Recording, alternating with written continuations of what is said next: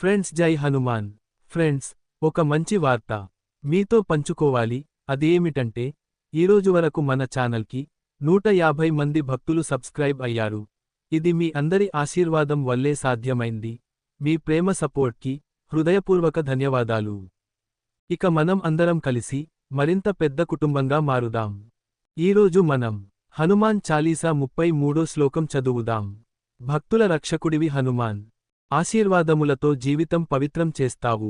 హనుమంతుడిని నిజమైన భక్తితో పూజిస్తే కష్టాలు తొలగిపోతాయి, శత్రువులు దూరమవుతారు, శాంతి ధైర్యం లభిస్తాయి, జీవితంలో విజయాలు కలుగుతాయి. హనుమాన్ భక్తితో మనం శక్తివంతమైన శరీరాన్ని మాత్రమే కాదు, శుద్ధమైన హృదయాన్ని కూడా పొందుతాం. హనుమాన్ దీవెనలతో మన జీవితం ధర్మమార్గంలో వెలిగిపోతుంది.